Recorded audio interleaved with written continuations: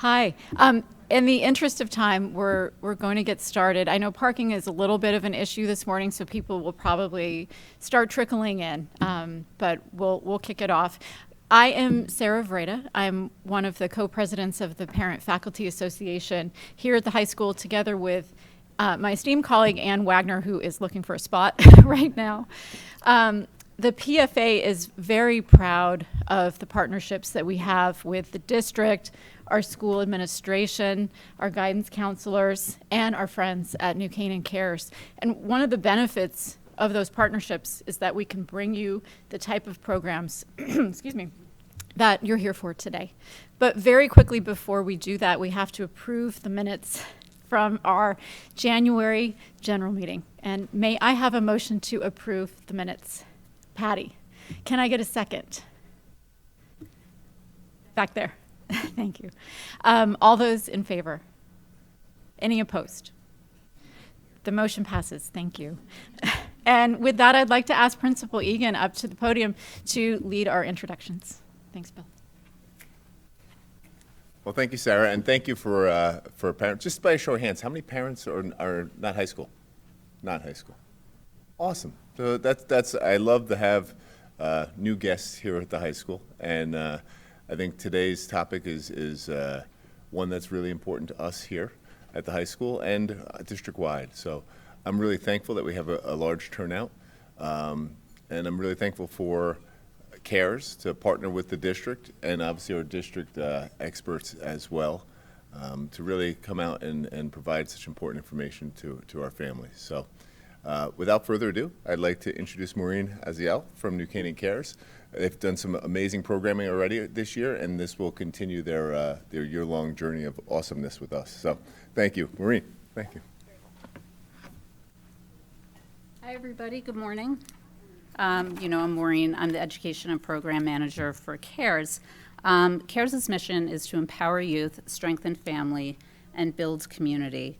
When we met with the PFA, again, a great partnership with the PFA, Kids in Crisis, New Canaan Public Schools, we met with Sarah and Colleen and I, we came back with the fact that Sarah and Ann know the pulse of the parent community and what's important to them. And when we came up with this topic, we thought it would be a two-part conversation. One is to showcase all the great, wonderful people we have in our community to help children and also families in the realm of mental health. And two, it's an opportunity to talk about the stigma around mental health, that it's very hard. It's a difficult topic for people, and we thought by having this conversation, it might open it up a little bit. The thing about the people in this room here today up in the front is I find comfort in knowing that they are here, that they are experts in this field. So if there's something that's difficult for any of us that we have an issue with, people like this are here to help us through that. To put it another way, recently I had a conversation with a woman from another community, and she said a comment that really resonated with me, and the comment was, "I'm so thankful to know that this child has a therapist already established in her life." And to me, it resonated for two reasons. One, she was a stranger to me. I didn't know her, but she was open and honest about her thoughts on mental health. And two, that she found comfort in knowing that someone else was being taken care of. So that's the kind of conversation, and that's part of the conversation that we'd love to have here today, to destigmatize mental health. So with that, I'm going to introduce our four, I'll call them panelists, but you know them all. Dr. Susan Bliss, she has a PhD from Smith College in Social Work and a BA from Franklin and Marshall College. She's worked for 40 years in the realm of mental health.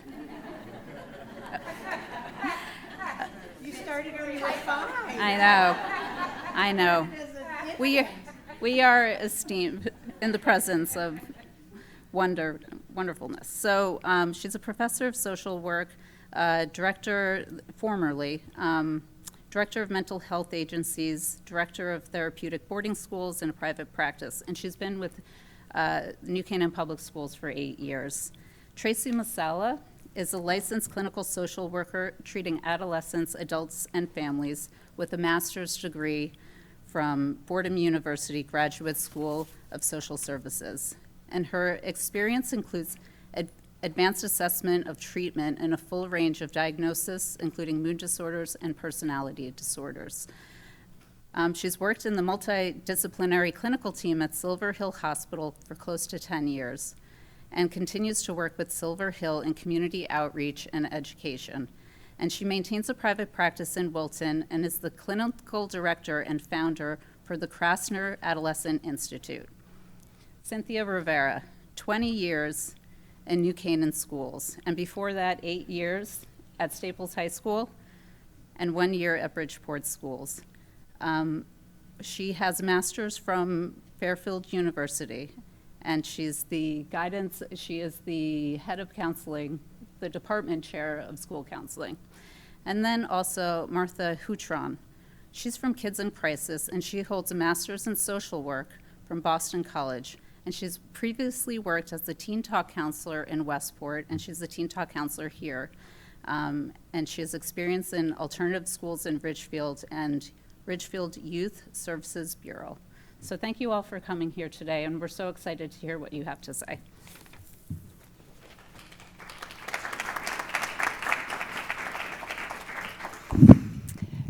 Thank you so much. It was really 5 years' experience, I promise. So I just want to thank the PFA and New Canaan Cares for bringing us together today. It's obviously been a rough week in New Canaan around mental health, and so I think there's really some prescience around this putting together this program today. And I think it's important that we're just talking together, right? That's what this is about today, to have this conversation. So thank you for being here. I am the student support coordinator for the district, and what that means is I just work very closely with our amazing social workers, psychologists, and school counselors across the district to support them in their incredible work that they do with our kids. And I will say, as you know, our North Star in New Canaan is our kids' well-being. You know, that's the most important thing to us, to make sure our kids are healthy, emotionally healthy, and successful and thriving. So we have an incredible team that works at that together. Today, I just wanted to first start out by telling you a little bit. One of the things that we talked about in our first meeting about this program was, well, what do the kids think about all this?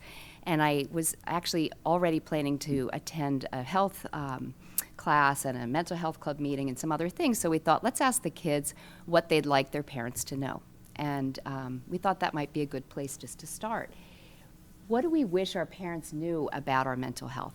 And so these were three themes that came up repeatedly as I spoke to kids about what they wish. And the first one was, even if it doesn't seem to be a big deal to you, it is to us. And I'm sure you could sort of hear some of that, you know, like the friend issues, you know, the breakups, the things that sometimes it's easy for us to say, oh, it's fine, just get over that. And of course, we do need to build resilience in our kids, and Tracy's going to be talking about that. And yes, but it still feels like a big issue to them. And one of the things we learn, and Tracy will talk more about, we want to always try to validate and move them forward at the same time. We'll do both. So she's going to talk a little bit more about that. A big part of what they said is just listen. You know, we as parents, and I am so guilty of this even with all the training with my son, he has a problem and you want to fix it, right? You want to jump in there. So one of the things they kept saying was, just listen. We just want you to listen. You don't have to fix it. And of course, that's a hard thing. And again, we have Tracy, our expert, to help us with that. And the third one I think is very important as well. Just it's okay to get professional help. That some of the kids still felt like there was a stigma around, you know, can you go and talk to somebody outside, and what does that mean? And there was a sense a little bit from some of them, and again, this is just a small sample. I don't mean to overgeneralize. I am a researcher, but we thought it would be helpful to get a little bit of information from kids. And that was one of the themes as well. Just, it's okay. If I want to talk to somebody outside, it doesn't mean anyone's failed. It doesn't mean there's a big problem. I may just need some help to get through this bump in the road. So those are all things that we thought would be helpful to think about, and just to give you some feedback about where the kids are. The other thing that they wanted me to do, and I think I'd just be important to give you sort of a rundown of some of the incredible resources that we have in our community to help kids. And sometimes we throw these things around and we all assume everybody knows about them, and we realize maybe not. Maybe people don't really know about some of these resources. We're very fortunate in this community. One is 211, and we can call that number 24/7, so anytime, weekends, to get help with any kind of mental health issue. They actually have clinicians who are trained in crises that come out to people's homes. So even if you just want to talk to someone and you're unsure about a situation, they're available to do that as well. But it's really nice to know that in that moment, on a weekend, if there is any kind of concern or crisis, you can call them and they will come out to your home. So you just dial 211 and press 1 for crisis support. Another relatively new partnership and incredible resource for our community, as many of you I'm sure do know, is the Silver Hill Urgent Assessment through Silver Hill Hospital. And this has really been an idea that has been growing across the nation, that people are realizing in mental health there's the emergency room and then there's outpatient. And we really haven't had anything in between. And that's problematic because kids and families need help immediately, just like when you have a really big medical issue and we didn't used to have urgent cares, right? What would you do on the weekends or after 5 o'clock when you couldn't get there? So this is an attempt to fill that gap, and we're very fortunate to have this collaboration between the town of New Canaan and Silver Hill Hospital. It's really, the goal is to help to connect people who are in urgent need of mental health treatment, and they give them a timely psychiatric assessment. It's a very thorough assessment with a psychiatrist and a social worker. It takes about 3 hours. So they do a really nice job. It's hard to find that. And as you know, there have been waiting lists for outpatient mental health. So this is an incredible service that we have. They then offer tailored referrals for the people who come for the assessment. And they do what we call a warm handoff, which is really important because I think this whole world of how do we access mental health can be very confusing for parents. I know it's been for me at different times trying to even help people, and in my position in the district, to navigate to find the right person is not easy. And Silver Hill has been amazing at having those connections in the community so they know who to send you to. They follow up, they talk to the person in the community, so there's really that warm, like, hey, I'm going to help you get there. I don't just send you off after. So we're very grateful for that partnership. We want to make sure everybody knows about it. The amazing thing is it's free to New Canaan residents, so anybody can access this service with no cost. And you access it by just calling the number that's there. If you want to jot that down, 866-542-4455. You ask for the New Canaan Urgent Assessment, and they'll help you from there. Any questions so far? All right. And another resource we just wanted to make sure everybody was aware of is 988. This actually, there used to be a suicide hotline that was federal across the nation, and they changed it because they wanted it to be a simpler number. So this actually changed in July of last year, and people are still getting to know it. So just to know that if there is any crisis at all, kids, adults can call this number 988 and immediately be attached to somebody to talk about their issues. They also, you can text 988, so this is something we're trying to make sure all our kids know about. There was a new regulation through the state that we actually put the number on the back of student ID cards, so students have this number. And again, it's just another resource if kids are struggling that they know they can quickly text, call, and get some help immediately. And one more resource that we did want to let you know about, and this is new this year, we have started something through Sandy Hook Promise called an anonymous reporting system.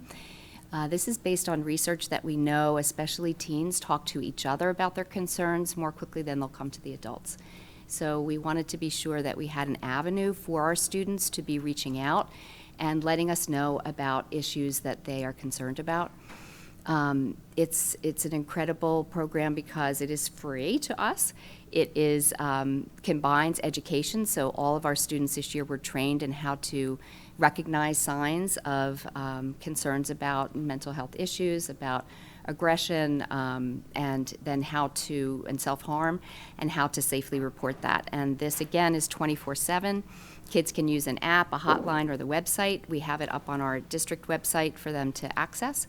And what happens when they text or call, it goes to a national clearing center in Florida, where there are highly trained counselors who pick those up and send the information to us. I think the good news for me is that our kids really do feel very comfortable coming to counselors, do feel comfortable coming to administrators.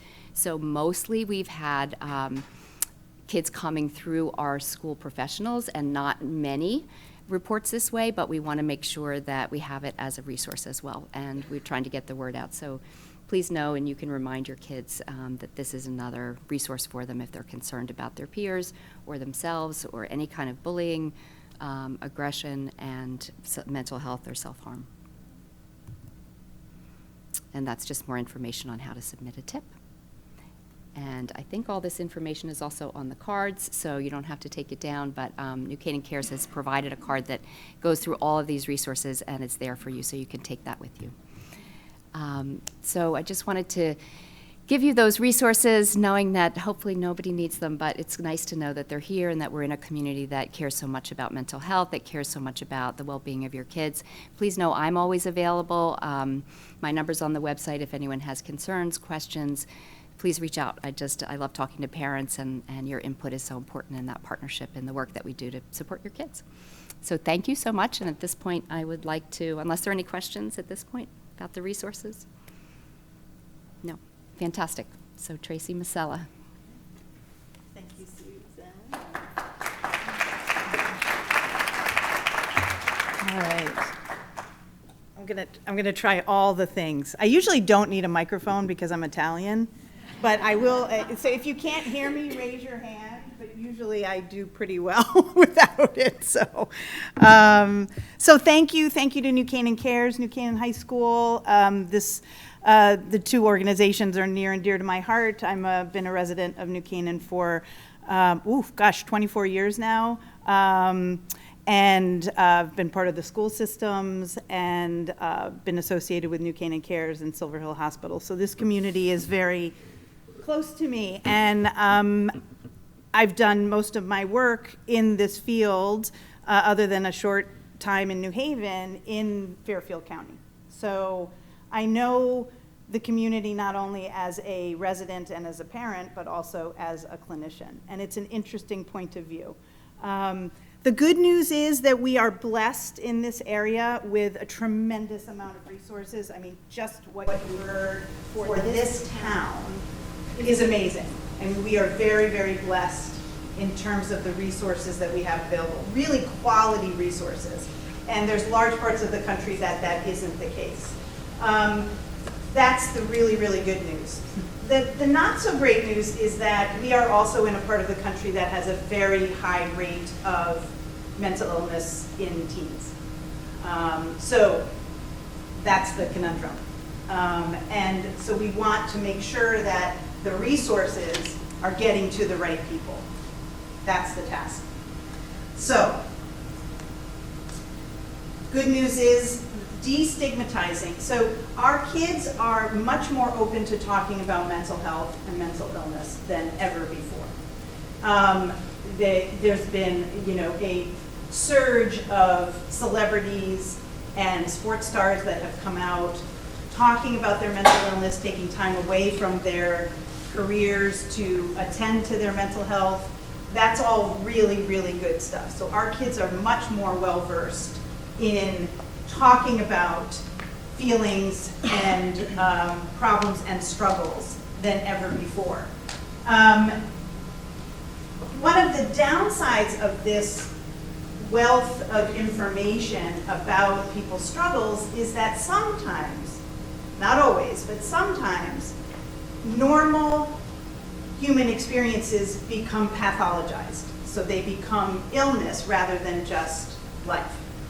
That's not the norm, but that can be one of the downsides, and particularly when social media is involved, because as we know, our kids are very attached to social media. And some of the information on social media can incite behaviors that may not have been thought of or desired if they hadn't heard about it on social media. I'm not going to get too much into social media because Max Stossel, is that how you pronounce his name, is coming in April 4th. So I highly encourage you to go because it's a huge issue. So if it seems like I'm kind of skirting around that, I'm doing it intentionally because there'll be a whole presentation on it and he's the expert, so, but I just want to, it is part of the conversation about destigmatizing mental health. Okay. And I just want to say before we go any further, I want this to be a dialogue. I don't need to hear myself talk that much. So if you have questions as I'm talking, raise your hand, because I'm sure if you're having a question about it, somebody else is having a question about it as well, okay? So feel free to raise your hand. I want to distinguish between mental health and mental illness, because we often use the terms interchangeably. So mental health involves effective functioning in daily activities resulting in productive activities, healthy relationships, and the ability to adapt to change and cope with adversity, that resilience that we talk so much about. So when we assess someone that comes in for treatment or possible treatment, we look at two domains, and this is for kids, teens, and adults. And those two domains that we look at are work, how are you doing in work, and how are you doing in love or your relationships. So we know for kids, their work is school. So how are you doing in school? Not grades, how are you functioning in school?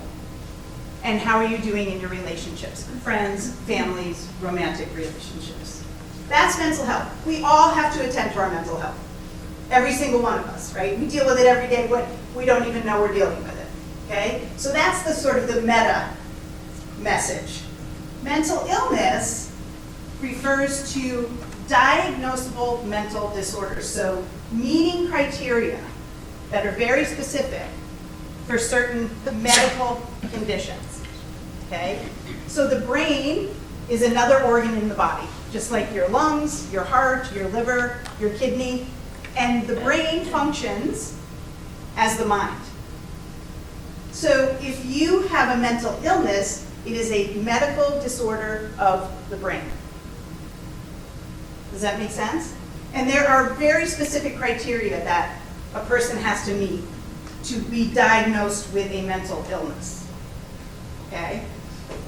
It affects the same functions, work and love. It's just that the impairment is higher, okay? Does that make sense, the difference between the two? Okay. Just to give you a brief, I'm going to talk mostly about mental health, but just to give you a brief overview about mental illness, this is the rates generally. So depression, around 6% of the population. And in the area that we would look at is the 12 to 17. Anxiety, it's a little higher, it's a little over 10%. And behavioral disorders, ADHD is actually a behavioral disorder. And so you see the rates there.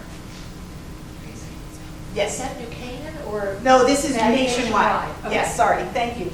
Good distinction. Yeah. Okay. But it generally Do you think holds that's too. higher in New Canaan, No, those rates? Do you think we're right on par? yeah. Yep. Because I think this is a nationwide average. And it's fairly consistent. I mean, it has risen post-COVID, for sure, but it hasn't risen drastically. So we're still hovering around these general. So it's not a large percent of the population. However, the impact is pretty tremendous. Was there another hand? Okay. And I just wanted to distinguish between the levels of care that are available for treating of mental illness. So the highest level of care would be an inpatient hospitalization. And we use inpatient hospitalization for medical stabilization, right? So that is for people that are in a crisis, that are not safe to be on their own in the community, and need to be in a safe environment to get a medical evaluation and treatment. That's the highest level of care. And we actually, despite what people think, we want to keep kids out of hospital. It is not our goal to get kids into hospital. It's really the last resort, okay? So no one in our profession, I can't say no one. The clinicians that we are, so grateful to have in our community are not looking to put kids in hospital. The research actually shows hospitalizations don't work as long-term treatment. They are a necessary evil for medical stabilization, okay? So the next level down would be an intensive outpatient program, which is you're living in the community and you go to a group modality of treatment a certain number of days a week. The next level down would be outpatient programming. That's when you go to see a psychiatrist or a therapist and incorporate that into your daily life. Okay? Psychiatrists are medical doctors who can prescribe medication. Psychologists and social workers provide the majority of therapy in our country, and they are also licensed professionals. Yeah. You also have residential treatments. I forgot residential. Good catch. I have a lot of those. Right, so inpatient and then residential program, that's when a person or a team would go away to a program for a period of 30 days to a year. And they would do their school there, and they live there, and their therapy is done there. Yeah, so that would be a next step from inpatient for some kids. Thank you, good catch.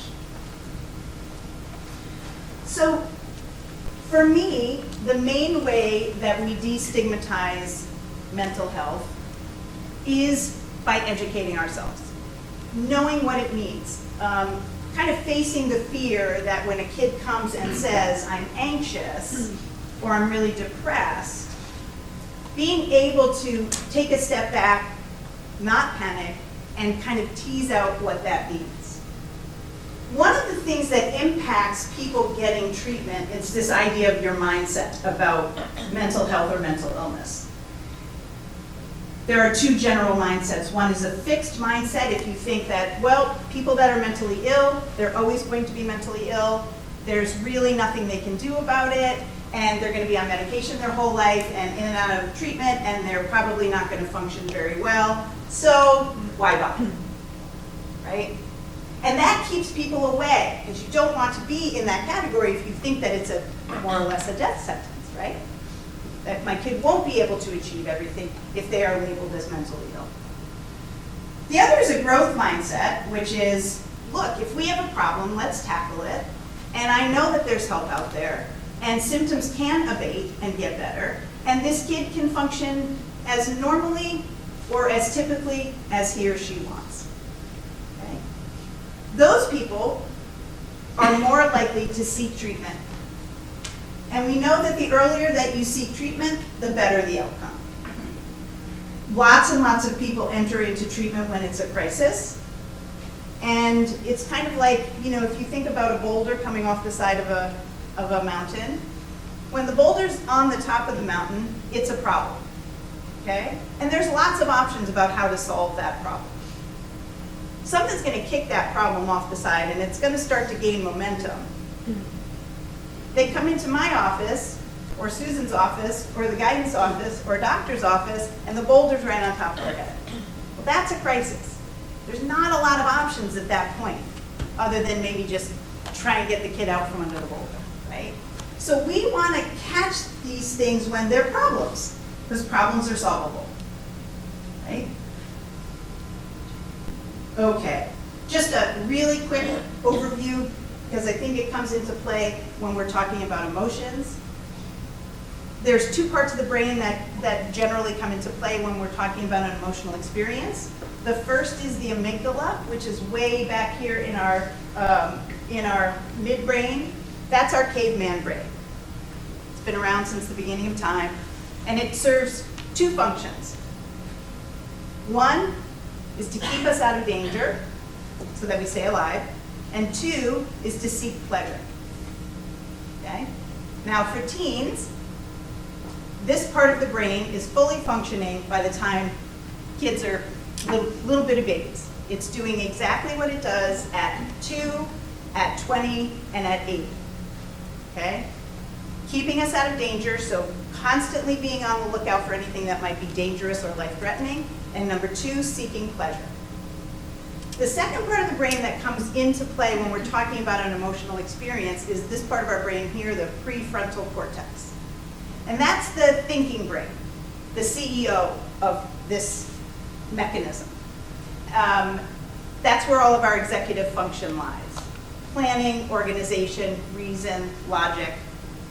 This part of the brain is not fully developed until the age of 25, right. And that is male and female. Right. And so, if you're a teenager and you're in an emotional experience, or you're faced with something in the moment, which part of the brain do you think you're going to default to? This part. Because you know this part works. This part, kind of sketchy, right? It's still going through a process of what we call myelination. And that is this waxy substance that goes along our neural pathways. So, because it's not fully, these neural pathways are not fully myelinated, your kid's going to be going along, everything's fine, and then it's going to be your kid's going to be faced with a situation, and it's going to hit a part of the brain that isn't fully myelinated, and they're going to go, "Arr!" And they're going to say, geez, what, this looks dangerous, I'm going to go over here, or, woo, this looks fun, I'm going to go that way, right? It's going to, the person is going to default to the part of the brain that they know works. So you'll ask your kid, as I've asked my kids many times, what were you thinking when you got there? And they will respond, I don't know. And you go like, what do you mean you don't know? You were there, what happened? They literally do not know. So we have to have some compassion that these kids are kind of fumbling around with monumental stressors in their life. 5 AP courses, having to get into college, varsity sports, youth group mission trip, the school play, all of this. This like executive level stuff with a CEO that doesn't even have their bachelor's degree, right? So they're going to default to this very impulsive, emotional part of the brain. And I think that's part of understanding where these kids are coming to you when they say, I have this huge problem. That's the amygdala talking, right? That's the amygdala saying, this seems life-threatening. And we're like, dude, really? Probably not that big of a deal. We have to step into their shoes and think about it as they are thinking about it, which is not at all. Okay? They're feeling about it. Okay? Does that make sense? All right. So the developmental goals of adolescence are basically identity formation. This is when kids are moving away from their parents as the primary source of validation and understanding about who they are, and they are testing the waters with different people and different experiences. This is developmentally appropriate and actually necessary, so that by the end of adolescence, in young adulthood, everyone should be able to answer the question, who am I? And that's not based on what you do. I ask teens this, and they'll say things like, well, I'm a swimmer.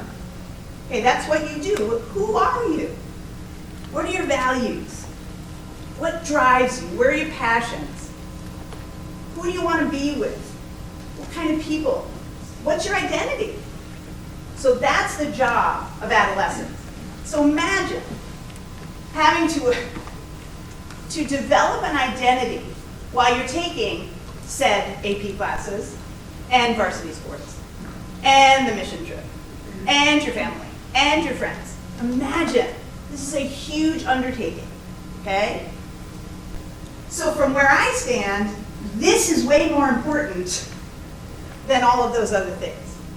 Not to say that kids don't need to focus on school, they don't need to succeed, they don't need to have, measurable things that they do to help them to move on to the next step. That's all important. But this, the job of identity formation, is critical to our kids being able to go out and live their lives as fully as possible in the next step. questions about that? You have a kid who wants to take 5 AP courses, Right. and your advice is, you really can take 1 or 2. It's the social pressure, and I'm not knocking the school system, but the school system that we're in, that these kids think they're not good enough. Right. If they don't take 5 AP courses. How do you manage that? Yeah, that's very tough, and that's why we're in the conundrum that we are with, you know, some of the highest rates of mental illness in the country are in, not just Connecticut, but in the Northeast. I think that we have to put our money where our mouth is. And if it's truly not a big deal to you, that has to start when they're really little. And if it's really not that important to you, and you know your kids better than anyone. You know your kids better than I know your kids, or Susan knows your kids, or the school administration or the teachers. You're the expert on your kids. So if you know that this kid is not a 5 AP kid, that has to start really young. And you have to stop looking at their portal, and you have to stop asking about their grades, and you have to stop helping them with emails, and you really have to put your money where your mouth is, and that's hard. Because we also, as parents, feel the social pressure. You don't want to be the one kid who's, you know, not succeeding. You don't want to be that parent, right? And if your kid needs that from you, you got to be the stronger, wiser other and say, that's not how we live. And really stand behind that. There was another question, yeah. So, who are the primary agents to contribute to a student's identity formation? Where does it come from? That's a beautiful question. Their peers. That's the not so beautiful answer. So your influence as a parent starts to wane. Your teachable moments are pretty much done by around 14. Personality is fairly fixed by around 18. But those that in between that, they're taking what you taught them. They may not look like they are. It's there. And most kids end up generally swinging from, you know, here's the family values, they swing over here and try out lots of different things. Usually kids end up close to family values, generally, you know, if you think about the bell curve. The majority will end up adopting a lifestyle that is fairly similar to that of their parents in the basic value structure. But really, this is a time when they're turning away from you and turning towards their peers to give them feedback. And that's appropriate. That's also very hard for a parent. You got to let them do that, right? Because they're also looking back to see if you're still there. They want you there. They just don't want you walking with them. But they stay there, because I'm going to maybe come back to you at some point. Nope, okay, now I'm going away again. And you just have to ride that roller coaster and not take it personally. That's a very good question. You had another question Yeah, back there. my question was also similar to what Jessica was asking. So I feel like that's a big question to ask our kids, who are you? Yeah, we're not What asking is them your- that. So we're not asking. No. Other than when you're really mad and they like do something like, who are you? No, yes. Yeah. That, again, So not to focus on what they do, like, okay, yeah, you're a swimmer, you're a dancer, but like, what's your, are you suggesting that we should kind of figure it out with them along the way, like, who they really are? What's the, when they're like, younger, because like, I'm still developing. yeah, bless you. Every day I'm like, oh, okay, I didn't think I could do that. That's right. So ask the question like, you know, don't worry about what you do. How many AP classes doesn't define who you are. Right. You know, like just true to your values. They're like, what is my value? Like, I think that's a big question. And then when you ask them like, you know, just focus on you as a person, and they're like, who am I? Yeah. I feel like that's kind of confusing to them. at this Right, age it to is. be- And you're absolutely right. Those are the big things. What are your values? Yeah, they don't know that. Respect. impact, all of these things are very, very general and vague terms. You could have these sort of, drive-by conversations that they can tolerate by saying, hey, tell me something that was really funny today or really interesting today. Not, what'd you learn in class? How'd your chemistry test go? That's what we always ask our kids about. The minute they get home, how was the test? I'm dying to know all day. Right? What? Not my chemistry test, So, but asking them, what was your life like today? Right? So moving away in our conversations from the school and the grades and the ACTs and all of that, they have a phenomenal support system here at this school. We do not need to worry that these kids are going to fall through the cracks. There are no cracks. I say this from personal experience and professional experience. So we can, oh my God, that's a blessing. One of my kids my older kid went to Fairfield Prep. Sorry. And it was a good decision. And so I remember when junior year, the fall of junior year, they bring all the parents in and we're all sitting there, and it was my first, right? So this whole college thing was so daunting, right? And one of these, very stern Jesuits get up there and says, leave us alone. Let us do our job. Stay out of it. And I was like, whoa. You know what? I can't do that. Right. The beauty of the Jesuit school, right? And I might be embellishing slightly, but that was the message. Let us do our job.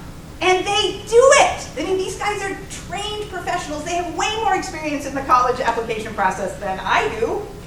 So our job is to nurture this stuff. What jazzes you?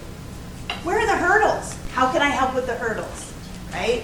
Does that make sense? That we can offload a lot of the stuff that we end up talking to our kids about to the teachers and the guidance counselors and the principals and all of the amazing people that are here.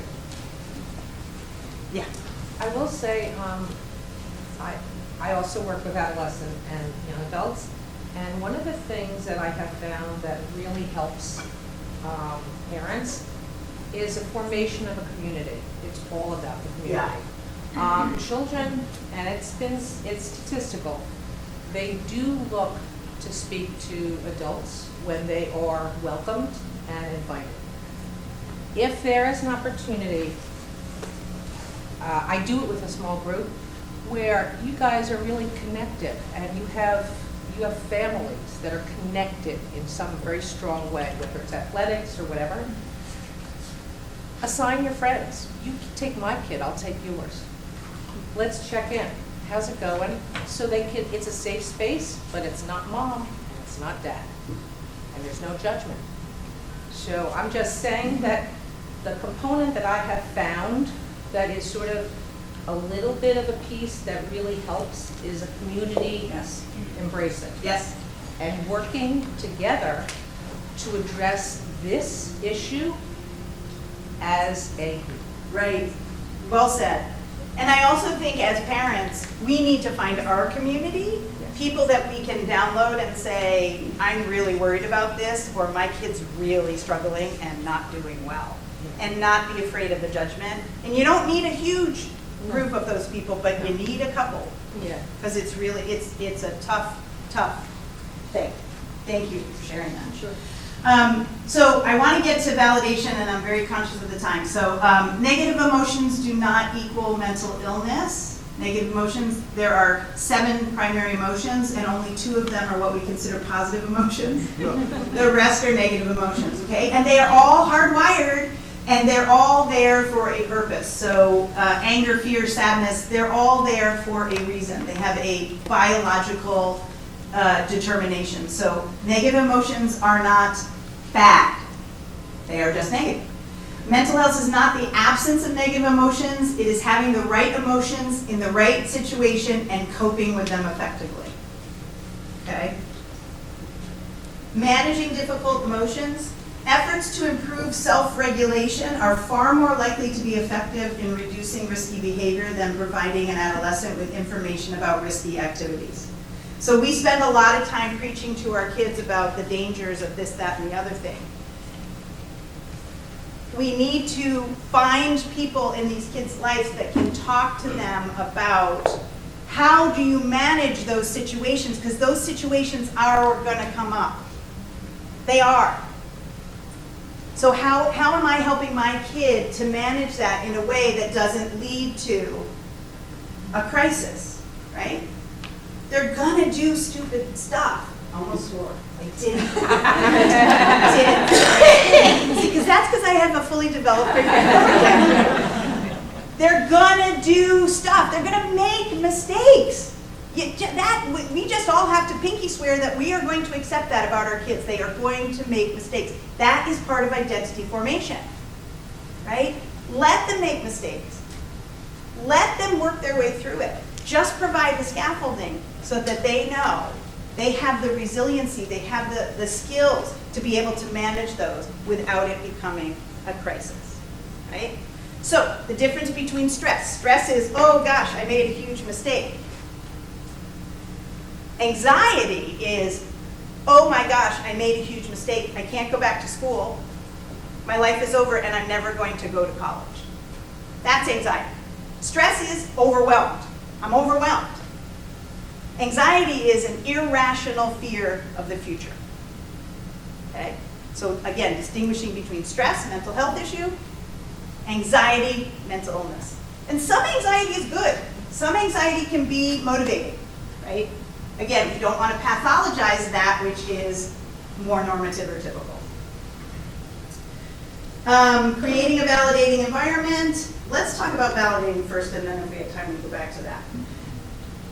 Validation is the key to your getting through these years unscathed, maybe a little scathed, right? With as few wounds as possible. When I was learning DBT, dialectical behavior therapy, I had a wonderful instructor, and he said, if all you ever did in session was validate, you would have done a great job. We are not a tremendously validating society. We want to fix and problem solve and get over it. And what happens when you rush into problem solving is that you give the kid two messages, and neither of them are good. The first message is, I don't like what's happening here, and I want it to stop as soon as possible. And number two is, I don't think that you can manage this, so I have to take over. Right? Those are the messages that lead these kids to not be able to self-regulate because they don't have the confidence. One, they don't want to have emotional experiences because it's been bad. People don't like it. I'm a burden, right?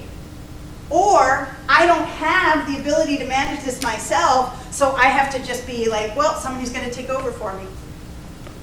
So those are that's what problem solving does. Now there is a place for problem solving, but it's not in an emotional moment. You want to make sure that you're problem solving side by side with somebody and not taking over. And if they don't have the prefrontal cortex online to manage this, then you need to just sit with validation. Okay? So what is validation? Somebody want to say generally what validation is? What does it mean to you to be validating, to have somebody be validating? Empathy. Empathy, yeah. I would say listen and then repeat back what you heard to make sure you're hearing exactly what you're saying. Yeah, that's step 1 and 2 of validating. Yeah. If you only did that, you would be light years ahead of most people in our society. What are most people doing when they're listening to you talking? Thinking about their answer. Exactly.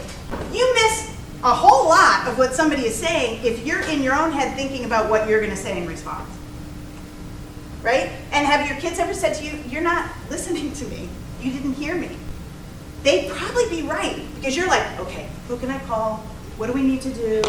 How's this going to affect the GPA? Oh my gosh, what do we get?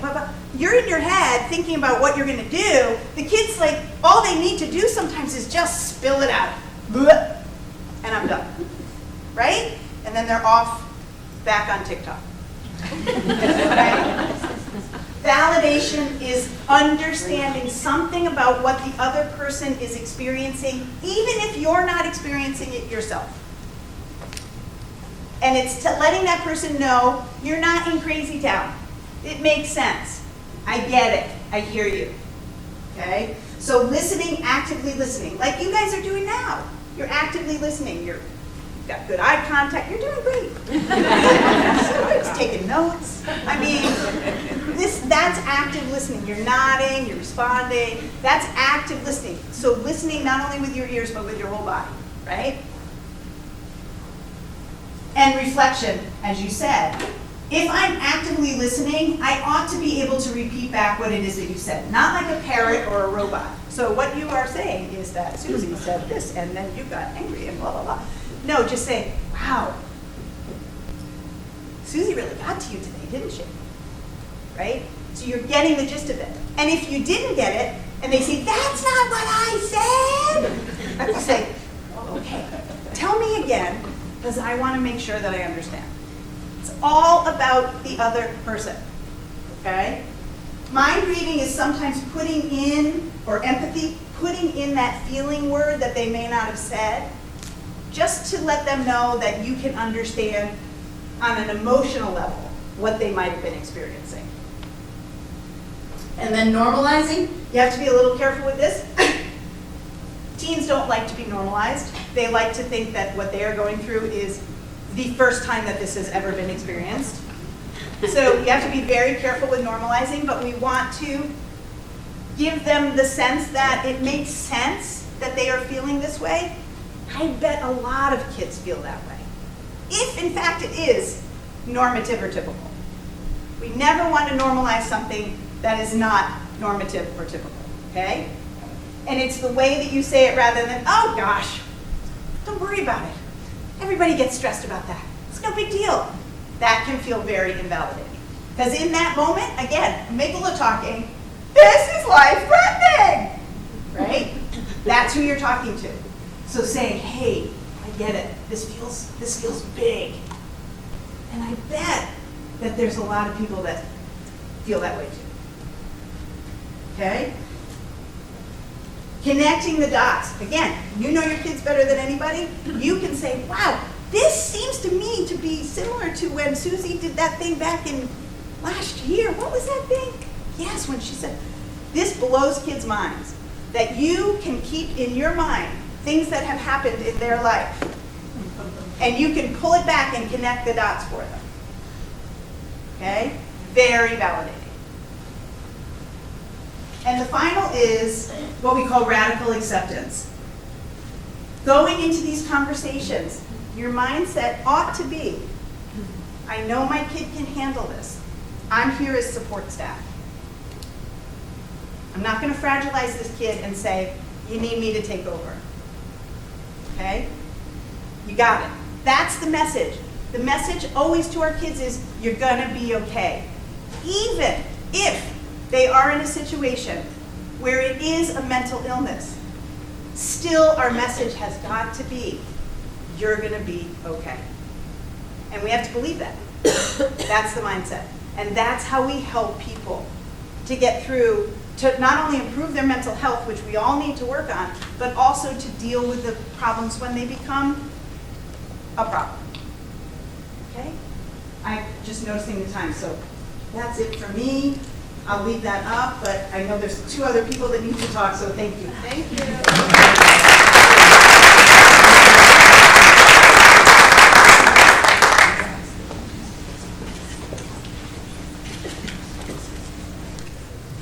That was really good. There we go. So, thank you, Tracy. That was excellent. So I'm just going to quickly go over how we help you with all of this, how it all starts, where can we come in to work with you. Our counseling department, the guidance suite, is made up of 8 school counselors, not called guidance counselors, we're school counselors, 2 psychologists, 2 social workers. We are all here to focus on kids' academic progress, post-high school planning, the counselors in particular, and personal or social development. For most students, the level of support from school counselors is sufficient. We check in with them, we are in touch with them. If we see something that, like grades, even though we're saying don't worry about grades, if we see something happening with grades, or we see something with homework, or we see, that's our first sign that, is there something up? And that's our first sign to call students in and check in and say, you know, what's going on. So first of all, I put our little comprehensive school counseling model there just to show that what we do as a school counselor is very specific, based on personal and social development. That's that finding your identity. That's very much what we do with our kids each year. Academic progress, and then career pathways. The personal and the social is really around helping them to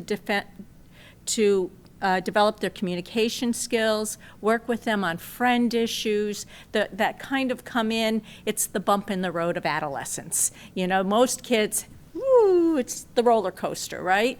They're feeling fine. One day they're great, the next day they're in crisis. I always tell kids, I'm here for those things, but if it's like 2 weeks of feeling one way, that's a concern to me. That's when the timing is like off. Most kids have, you know, they're in crisis mode for a day, and, you know, we deal with their rejections from colleges and getting poor grades in courses they thought they'd flourish in. And we work with them to say, okay, where do we go from here, and how do we help you with that?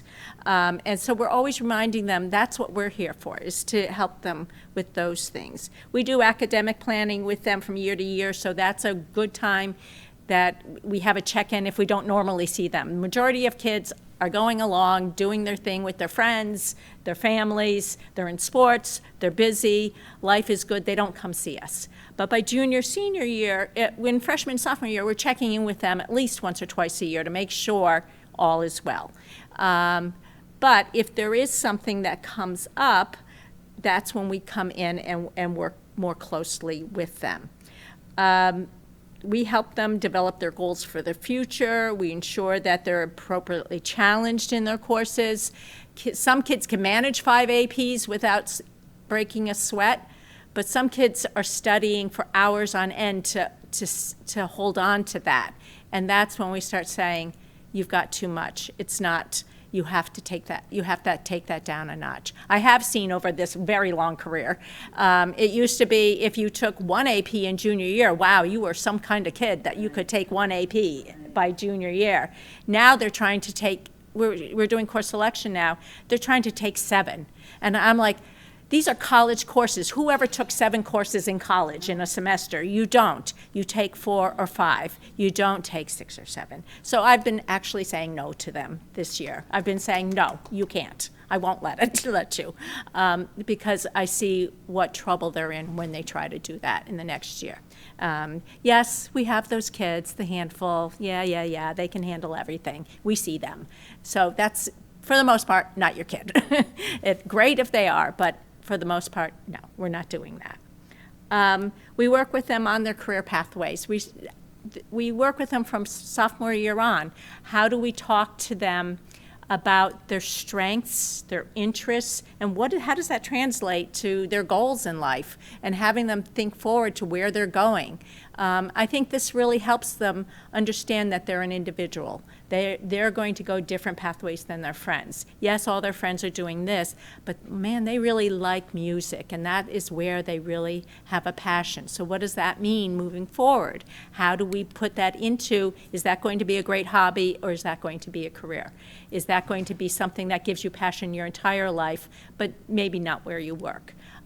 So we're always working with them to understand they are different from everybody else, and that's good, which is not what they want to hear, but it's still good. And by senior year, you're hoping that as they're going on to their next steps in lives, that they're thinking about that they, as they go on and search at colleges and things like that, that they start to understand what I want for myself is maybe different from my very best friend, and that'll be okay.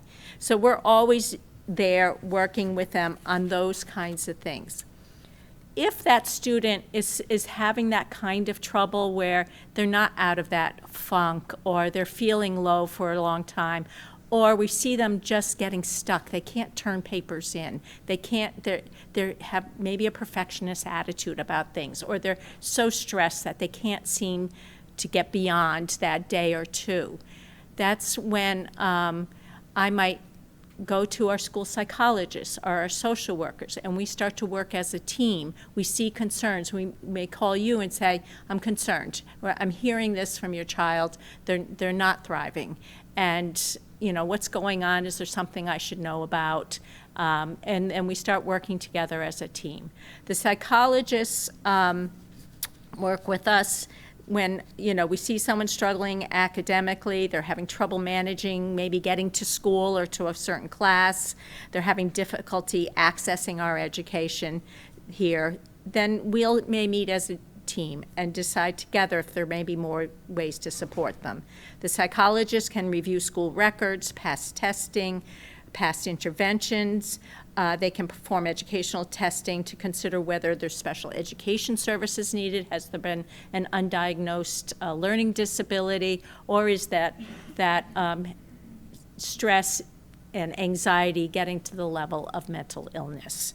And we will come together as a team to decide how we can help with that.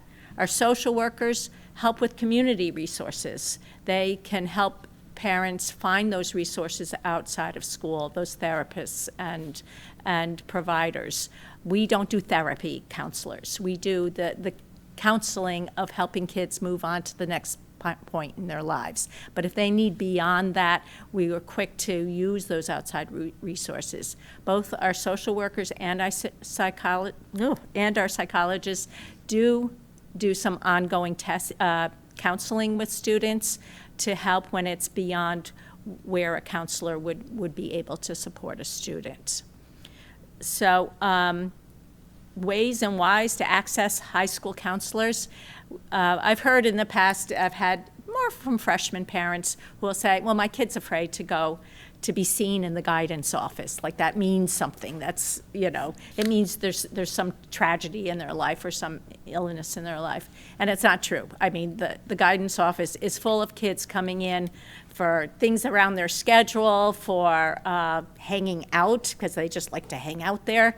We've stopped them eating food there because they're sloppy, but they did for a long time like to just eat lunch there, or quiet study. We have them, they come in for just course, you know, we're working with them because they don't get along with the teacher or they're not doing well in a course. So we're there for all kinds of reasons. To access us, they can come in and see our guidance secretary, Mrs. Pocha, and set up an appointment. If they don't have time, they're running back and forth, they can always email us and we'll get an appointment with them. And we'll work with them as to whatever it is. We're there before and after school, and then we also have walk-in time during their lunch block where they can stop in. We try not to schedule meetings during that time so they can come in if it's a 10-minute quick appointment. We do throughout teach students how to ask for help because they feel like they don't need it. They have their friends. Often their relationship with you is great, so they don't really think they ever need us. Oftentimes coming from the middle school, they've never had to ask for academic help and get support. So they come in and they won't ask their teachers for help. So we'll help them with the words they need to do to ask or to recognize, you did badly on this test, do you know why? No, I thought I did great. So we'll talk to them about how to seek that extra help, how to speak with teachers, when to speak with teachers, to always get back to that us making you the best student that you can be. And then the last rumor we hear is my student doesn't want to go to you because you're doing their college recommendation. Counselors go into this business because we love kids and we understand adolescence. We understand the bumps in the road. Many of us have had many bumps in the road along the way. We understand that there's ups and downs in life. And it's never something we communicate with schools unless it's something that you, the student, and I feel it's an important information for the school to know.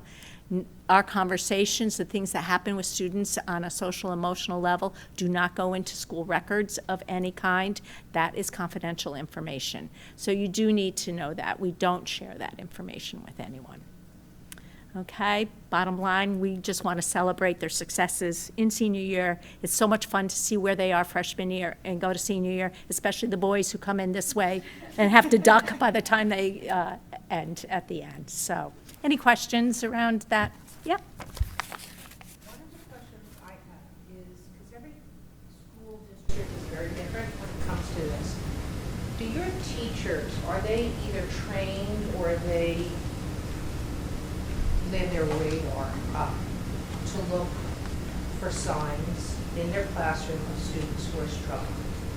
And I don't mean academically. Yeah, no, I think we do a lot of work around understanding those certain signs. And there may be a time where counselors not revealing what's going on, but there are some concerns around the student. Please let me know if you see anything that is concerning in terms of behavior. So yes, we do a lot of professional development around understanding when to look for those things. I'm just going to add that actually at the beginning of every year, we always have a professional development for all of our faculty about mental health, and our mental health team leads that, and they go through all the warning signs every year at the beginning of the year. So yes. Any other questions? Great, let me introduce Martha.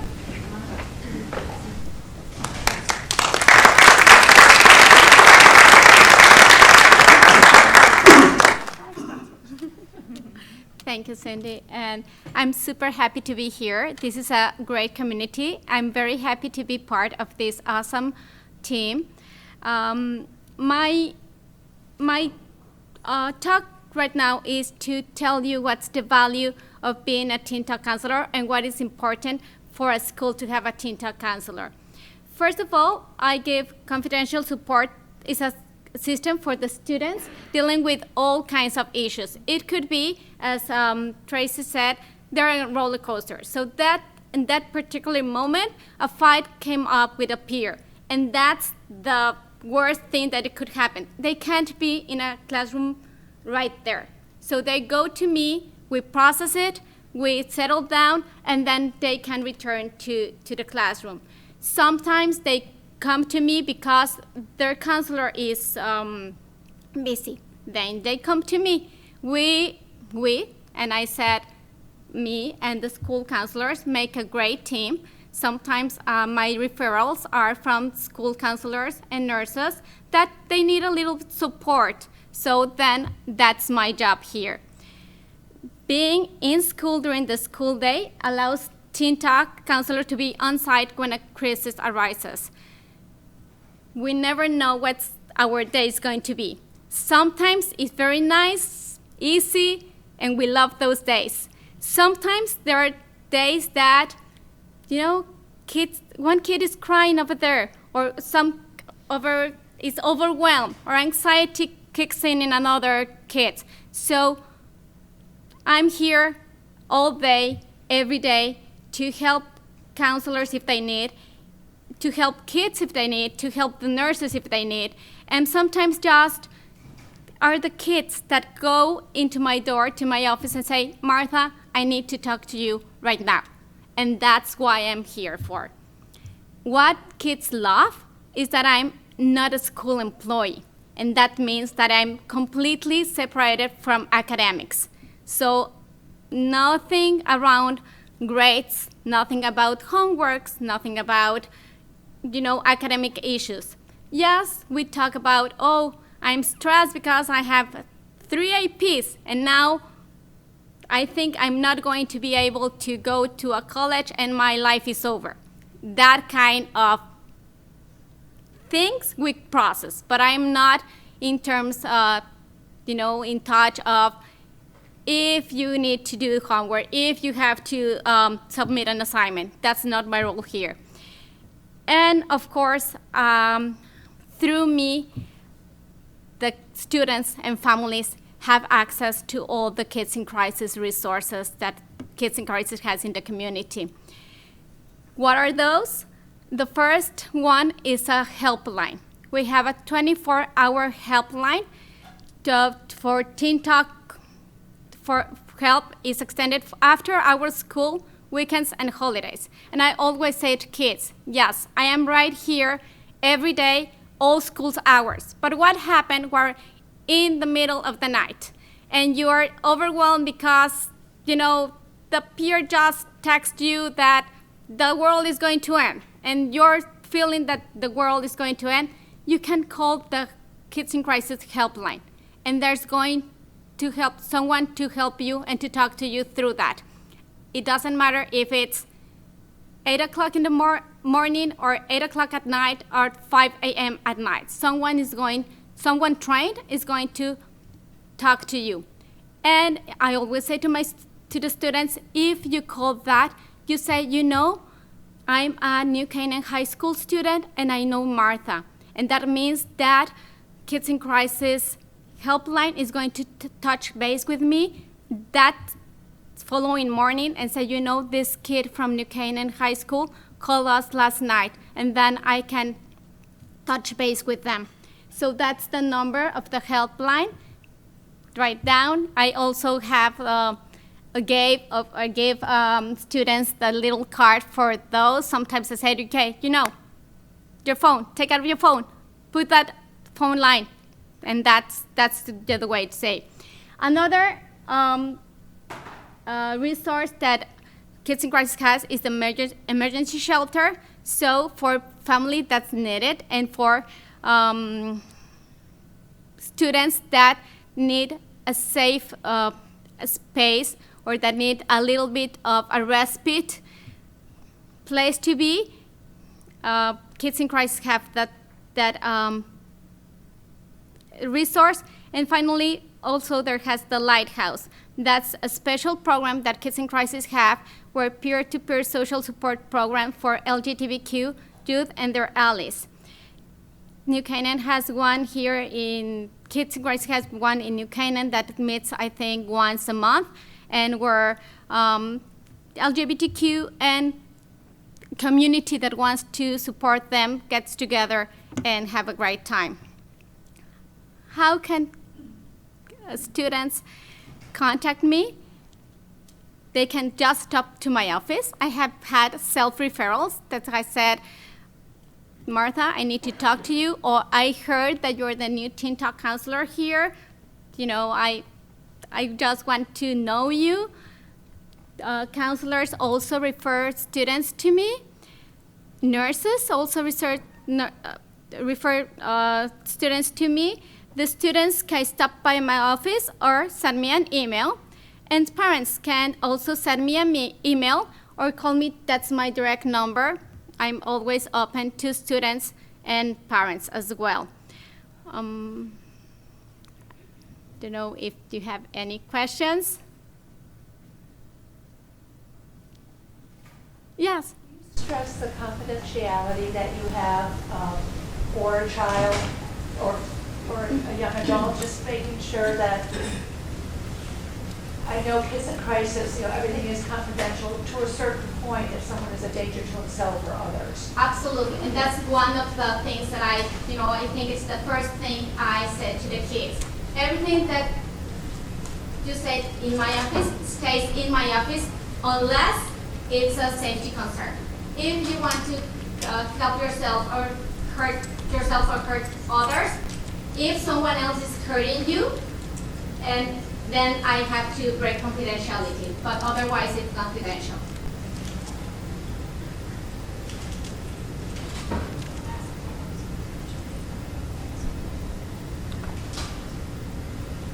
Other questions? Thank you.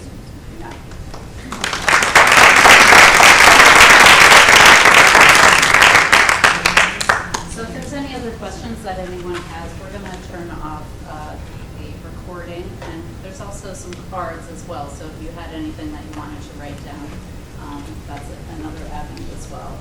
But we've covered so much information here today. CARES just put together a quick snapshot for you of different things that you can go to. The numbers that you saw here today for all the different people, and everyone's available. And if not, you can always call them.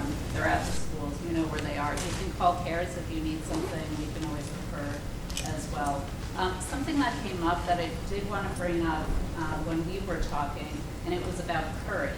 So it's to think about the fact that it takes courage for your child to say to you that they need help. It's courage for anyone to say that they need help at this moment. So that's something else, just a nugget that we had talked about that I think was important. And a wise person told me once that thinking about and this is a little silly, but I think it's kind of speaks to this whole thing as well. It's thinking about a therapist or someone in your life is kind of like thinking about like a plumber or an electrician, or it's somebody that's sort of in your life already that you have, that knows your family, that you can call when you need them. So we talk a lot about prevention. That's another area, and preventing things before they spiral and they get into crisis. So that's something for your family maybe to think about as well. So thank you so much for coming. Yeah.